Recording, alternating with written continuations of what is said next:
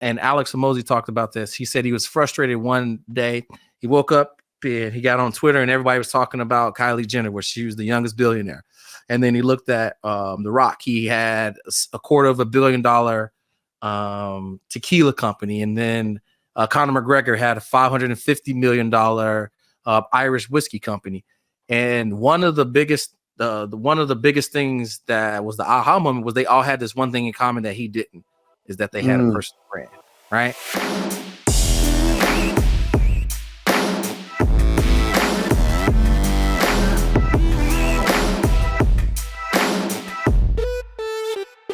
What is up? Welcome back to the CA Power Player Podcast. I'm your host, Cody Askins, and today our special guest, man, is none other than my buddy AJC. His last initial is not C. It's actually Arturo Johnson, but his business name is Arturo Johnson Consulting. Welcome back to the Power Player Podcast. What's up, Arturo? What's up, brother? Happy to be here again, man. You keep asking me to hop on the show. I'm gonna have to just move in. I'm gonna have to come to Springfield, man, and just give me. You got this new office coming. I'm gonna have to just get me a cubicle in there. Lindsay, you're gonna have to move to the back. I'm taking your office. Let's go. Get him a cube. Charge him rent. He can afford it. Okay, dude. Here's what I want to talk about today, man. Like, I think we talk a lot about like, leads and ads and that kind of stuff. Which is good. But I think today I want to talk about the brand. Like, I've been building a brand for 8 years. There was at one point you were spending like 30 to 60 grand a month just on ads, just to get known while you're building a social presence. Also, most agents ignore the branding aspect, even though it is the best long-term move you can make. First question, why do people focus so much on the short term versus like 3 months, 6 months, or 12 months down the road? Yeah, that's a good question. So I think one of the first things is people are doing things just out of necessity, right? So a lot of times, this, right? You invest into your brand, you're not necessarily going to see the return right away. So when you first get started, like, you just, okay, I need to make a couple grand, right? Make a couple grand. I need to make a couple more grand, right? And you just kind of build to this process. But what happens is we just kind of get stuck on this hamster wheel of chasing business. We're in chase mode, right? We're chasing leads, we're chasing deals, we're following up with business that's falling off. We're in kind of this chase mode. And one at the end of 2022, I found myself doing the same thing, right? We were doing multiple 7 figures, but I was like, man, I still feel like I'm chasing deals. I'm chasing leads, right? You ever feel, you ever been in that spot where you just feel like you're just always just chasing business? Yep. And I was like, well, I had this aha moment where it was like, Jim Rohn says that in order to attract people, you must become attractive. And I was like, well, what are some people that business just comes to them, right? For you, like, people just pull out their credit card. Yes. Power players. Here's $1 bajillion. I want to be in the room, right? I wanted to have that experience. And it started with like building a brand. And Alex Hormozi talked about this. He said he was frustrated one day. He woke up and he got on Twitter and everybody was talking about Kylie Jenner, where she was the youngest billionaire. And then he looked at The Rock. He had $250 million tequila company. And then Conor McGregor had a $550 million Irish whiskey company. And one of the biggest things that was the aha moment was they all had this one thing in common that he didn't, is that they had a personal brand, right? And so I was like, why is that? Because then you become synonymous and known for a certain thing where you're now the top dog or the guru or the sought out expert, the category king, so to speak, in that space. So, when you think about shoes, what's the first thing you think of? Nike. Right, Nike, right? And so in that case, like, how do you become synonymous with the word that's associated with something where you're the go-to person? And so that's what I sought out to kind of do. And in 2023, I had 1,100 or more, a little under 1,200 followers on Instagram. And I think right now it's over 85,000, almost 90,000. And in the last 30 days, we reached over 75 million people.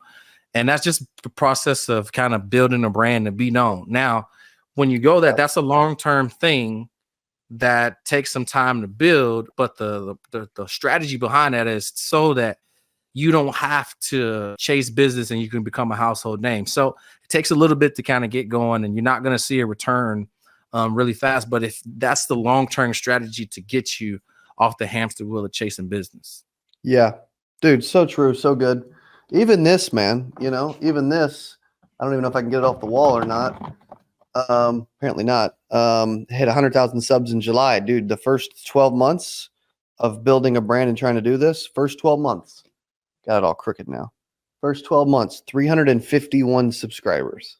Mm. It's terrible. Wow. So I was the worst YouTuber of all time. Like, they gave me an award that said, "Congratulations, you are officially the slowest person ever to build a YouTube channel."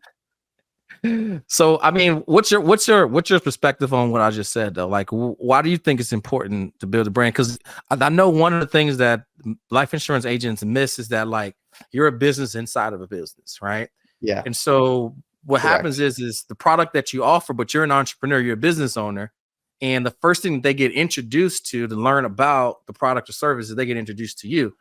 And a way for you to grow your business without having to do work is a couple ways. Is one is you can build a team. Two is you can be a top producer. And then three, you can have a brand where people come to you and say, "Hey, man, I saw the video that you created about living benefits or the difference between term and whole life or whatever it is. And I have X, Y, and Z question. Can we hop on a call?" So what do you think is missing, or why do you think it's not important that agents aren't building the brand right now? It's funny because if you ask most people, "Hey, why do you get into insurance?" What would they say? They got recruited in. Yep. But why did they, like, when they were considering it, why did they actually join the industry? Like, it was maybe they're working at Chick-fil-A and they were punching a clock. And then what did this, I mean, what was it about this? Well, I can just speak for me personally. I wanted to become my own boss. I wanted to have an opportunity to step into the entrepreneur side, and then I wanted to help people. So I felt like where I was in the service industry, I was helping a bunch of people, but I was solving a small problem, which is just, people were hungry, right? They wanted to have a dining experience. They wanted to show somebody else how important they were by taking them to dinner for date night or graduation or something like that. So I was solving a small problem. And, after doing that for a long period of time, I was like, I needed a bigger challenge. So, I got recruited into the business just like most people do, that there was more opportunity, more leverage for me to grow and to become something different. So that's kind of why I got into the business. Okay. So yeah, perfect. So it's funny because people sell insurance, yes, to be their own boss, financial freedom, and to build a passive revenue stream. Like, insurance is known for generating passive income, right? Yes. I can remember the guy saying, "You want to sell something once and get paid for it over and over again." I can remember that. It's just correct. Exactly. Right. I still preach that. Right. What's funny, I build a brand to generate a passive lead stream for everyone. Same concept, right? Now you marry the two together, best industry in the world. You start building a brand, and you build passive leads and passive revenue. Dude, game over. Game over. Yeah. Yeah, and it's very funny that you mentioned that like it takes a minute for people to click. So agents, you probably have to go back and watch that. But like one of my clients, Kevin Alexander, he did over $1 million in insurance sales in 2022.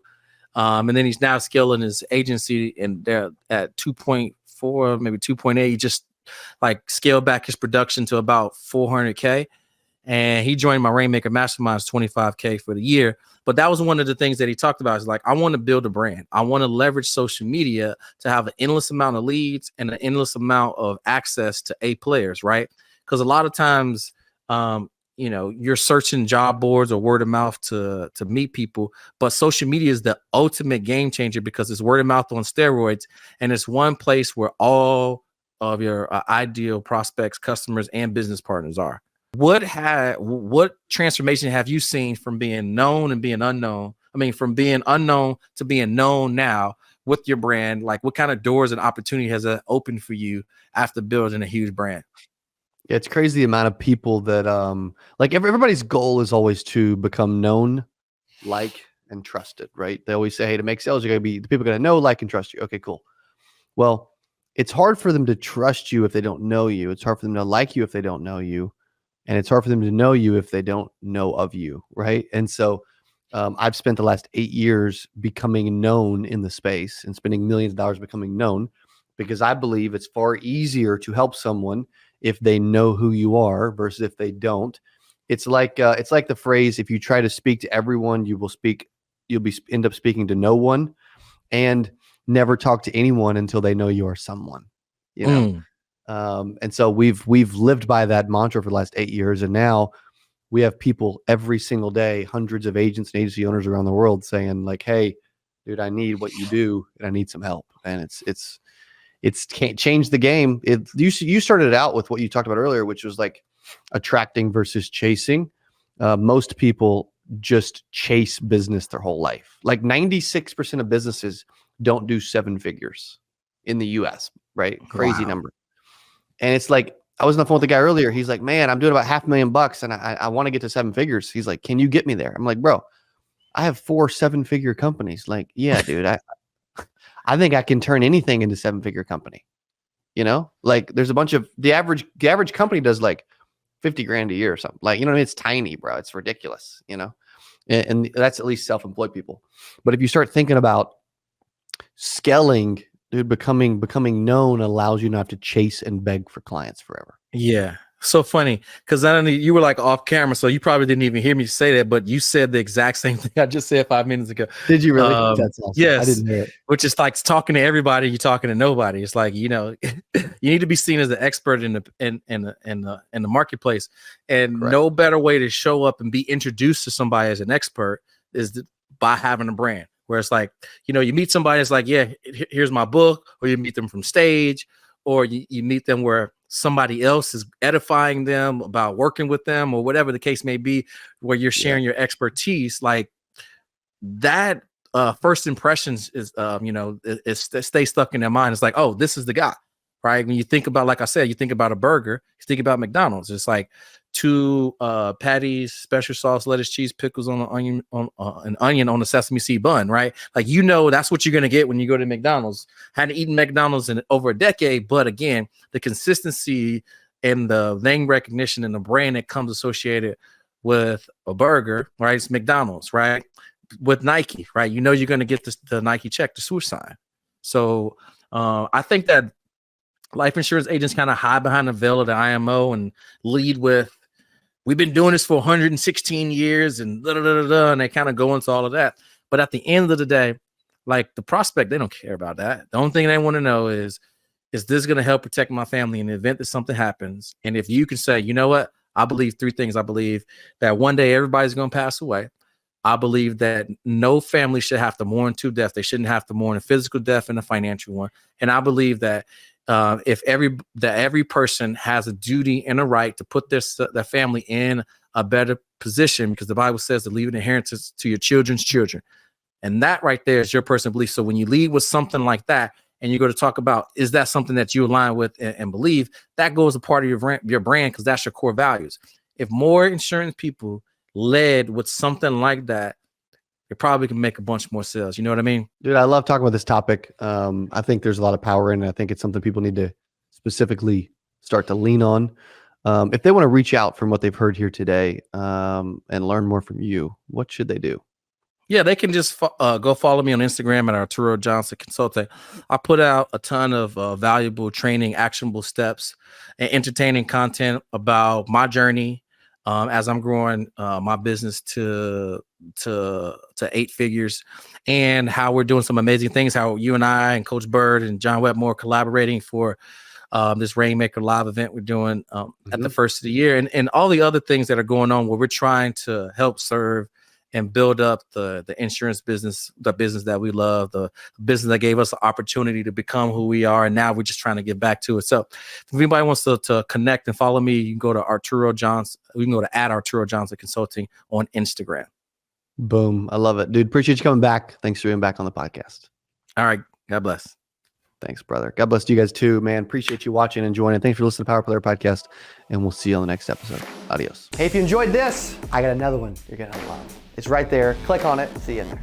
I'm so excited for today's CA Power Player Podcast. I'm your host, Cody Askins. We got a special guest. He is back on the channel. talking about how to sell life insurance from home. Here's what I love about this person. Okay, I'm telling you, this will be one of the best.